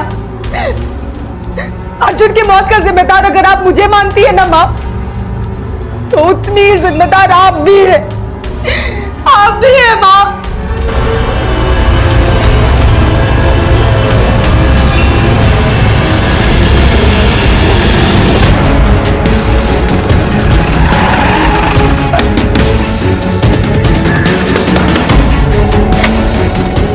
मुंबई पुलिस। पुलिस? उठा इसको। पुलिस? कैसे लगा सर? दीपक कहाँ है? कौन दीपक? यार तेरी तो मैं नहीं साहब, मानो साहब, मैं बताता है ना, मेरे को मालूम है दीपक किधर है।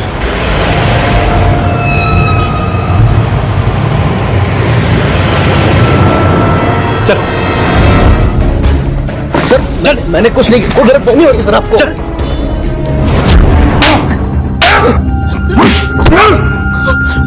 मत मारो सर। सर मैं अर्जुन को किडनैप नहीं करना चाहता था, मैं तो बस उसे सुरेखा से बचाना चाहता था सर, उसे उसकी मां से बचाना चाहता था सर। लेकिन सर इससे पहले मैं कुछ करता, पहले ही वो गायब हो गया था। जब उसकी बॉडी मिली सर तो मैं बहुत डर गया था, मुझे लगा कि सब मुझ पर शक करेंगे, इसलिए मैं वहां से भाग गया। मेरे बेटे को नहीं। दीपक तक हमें पहुंचा के तू ऑलरेडी हमारी मदद कर चुका है, और तूने अर्जुन को क्यों मार दिया? बच्चे को शराब पिला के? नहीं साहब, ये क्या बात कर रहे हैं आप? अभी एक बार दीपक ने मना कर दिया, फिर अपन काय को उसको उठाएगा साहब? और अपन को क्या मालूम था साहब, वो गायब हो गया। खुद दीपक ने अपन को बताया साहब। हाँ साहब, ये सच बोल रहे हैं। और आप उनको मालूम है अर्जुन शराब कहां से लेता था? हम जब उसका पीछा करते थे तब उसे वहां जाते हुए देखा है।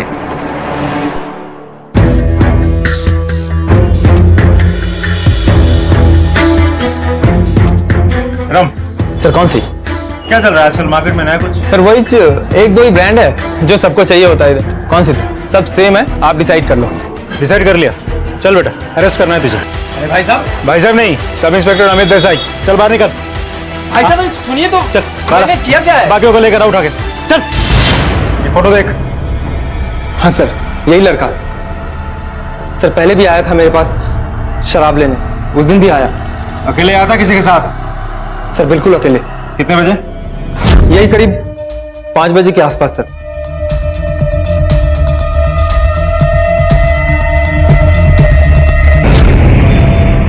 बच्चों को शराब बेचना अपराध है, पता नहीं है तुझे? सॉरी सर, मुझे माफ कर दो सर, आगे से ऐसा नहीं करूंगा सर। वो तो हम जानते हैं तू आगे से ऐसा नहीं करेगा। तेरा लाइसेंस जब्त करके लंबे समय के लिए अंदर भेजने वाले हैं तुझे। 3:10 पर अर्जुन स्कूल से निकला, फिर 3:30 से 3:35 तक अपने मां के बुटीक के बाहर, फिर 3:55 से 4:15 तक आरडी मार्केट के आसपास, जहां उसे किसी ने नहीं देखा। Yes sir. फिर शाम के 5 बजे वाइन शॉप पर, और फिर फाइनली शाम के 6 बजे जंगल, जहां उसका मर्डर हुआ। अमित, अर्जुन ने 1 बॉटल शराब ली थी ना? Yes sir. लेकिन उसकी ब्लड अल्कोहल रिपोर्ट के हिसाब से उसके खून में अल्कोहल तो था, लेकिन 1 बॉटल जितना नहीं। और हमको बॉडी के पास भी बॉटल कहां मिली? कुछ भी तो नहीं मिला। सर अर्जुन के फोन का IMEI नंबर अचानक एक्टिव हो गया है, अभी नोटिफाई किया है। क्या?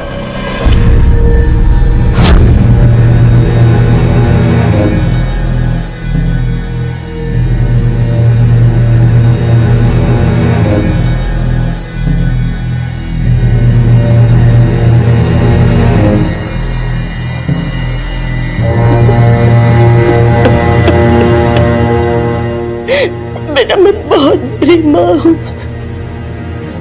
मुझे माफ कर दे। मैं तुझे कोसती रही, लेकिन तू तो बहुत बेहतर माँ है। मैं चाहकर भी तेरी जैसी माँ नहीं बन सकती। मैं तुझे सिर्फ इसलिए कोसती रही, अपनी कमियों को छुपाने के लिए। बेटा मुझे माफ कर दे बेटा।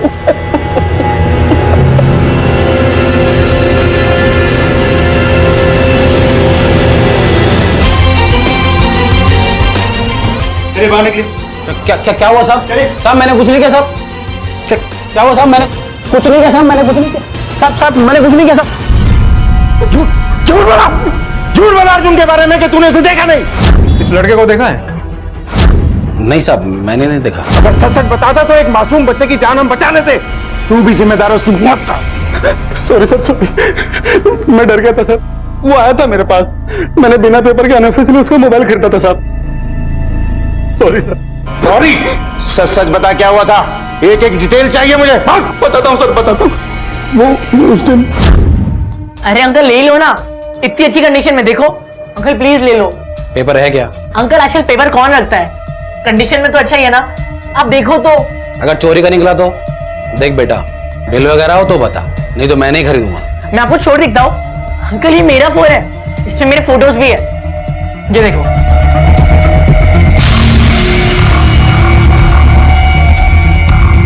ये मेरे दोस्तों के साथ। ठीक है, मैं ले लेता हूँ। अर्जुन जब तेरे पास आया था उसके साथ कोई स्कूल बैग या और कोई चीज थी? नहीं सर, बैग तो नहीं था। बैग वैग कुछ भी नहीं था। पूरे एरिया में पूछताछ करो, हो ना हो और लोग भी हैं जो कुछ ना कुछ छुपा रहे हैं। Yes sir. नमस्कार साहब। इसे देखा है? नहीं देखा साहब। अरे ठीक से फोटो देख तो लो पहले। सच्ची में नहीं देखा साहब।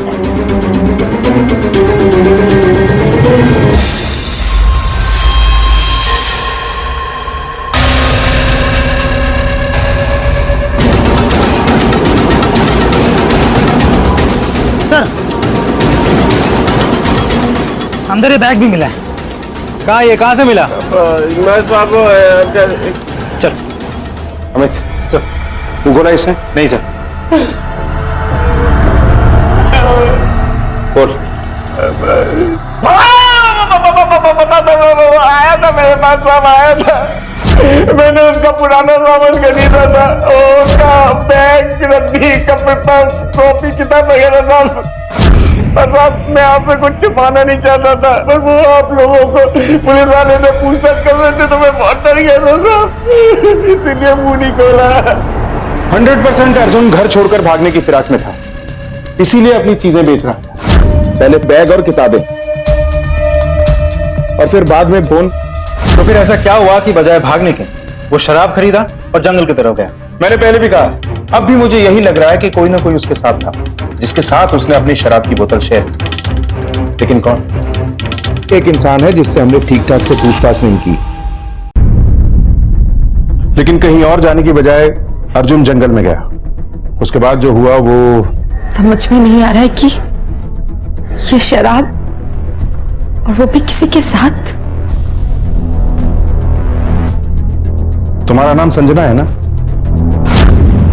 तुम जानती थी ना अर्जुन की इस आदत के बारे में?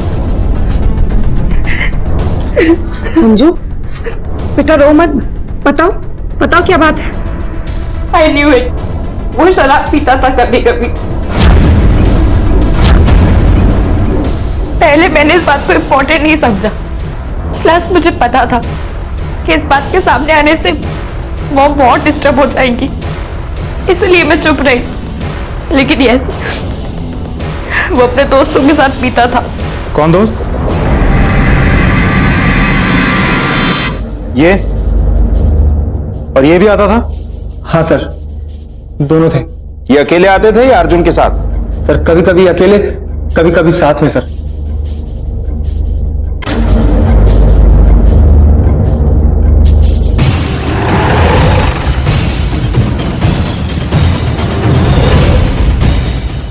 सर लेकिन मेरी बात सुनिए सर, मेरा बेटा इसमें इन्वॉल्व नहीं है सर। और सर मेरा बेटा ऐसा हो ही नहीं सकता है।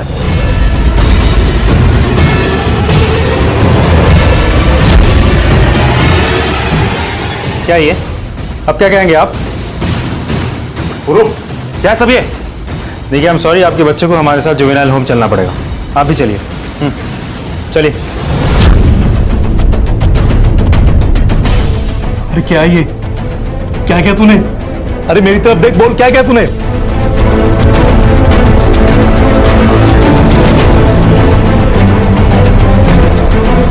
सर,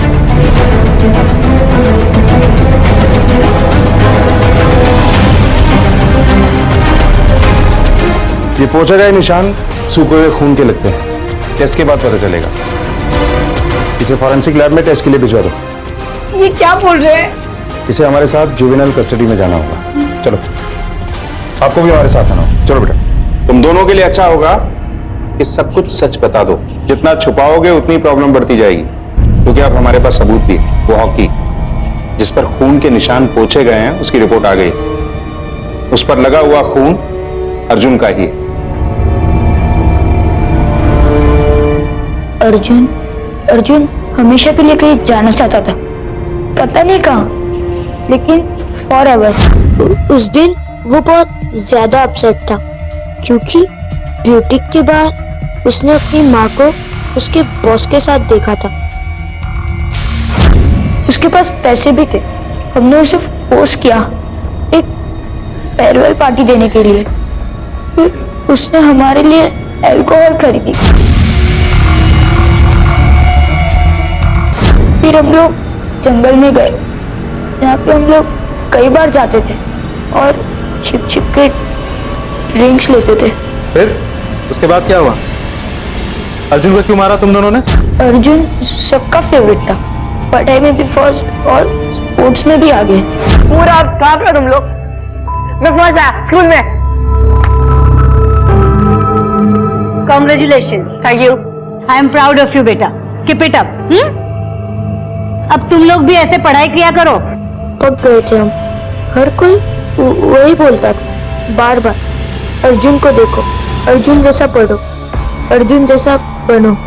लेकिन उस दिन हम बहुत खुश थे कि अर्जुन हमेशा के लिए जा रहा था। इतना समझाया था उसको, लेकिन फिर भी वो घर जाने लगा।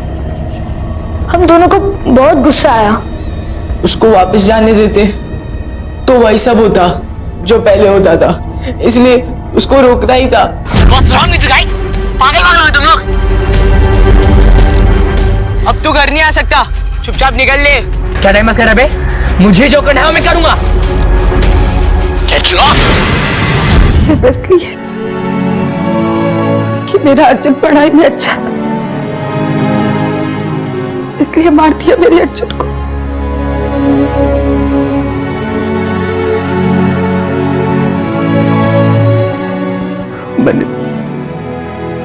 मैंने अर्जुन को ये सब क्यों बताया?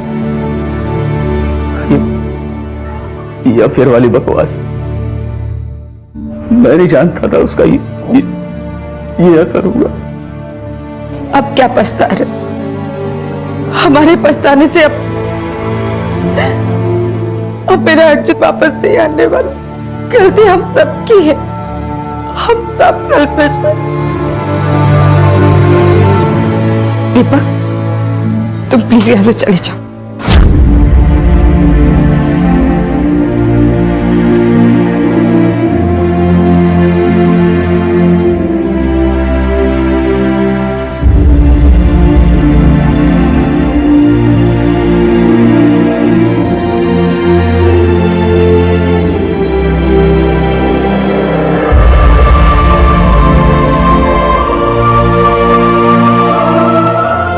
तुम्हें सब बता देना चाहिए था मॉम। अर्जुन की शराब वाली बात छुपाकर वो छुपाई मैंने। अगर आपको पता होता तो ये सब नहीं होता। नहीं संजू, तेरी कोई गलती नहीं है। तूने जो कुछ भी किया वो मेरे लिए किया, तुझे मेरी परवाह थी इसलिए किया। लेकिन मैं एक माँ होते हुए भी माँ नहीं बन पाई। मैं अपनी जिम्मेदारी नहीं निभा पाई।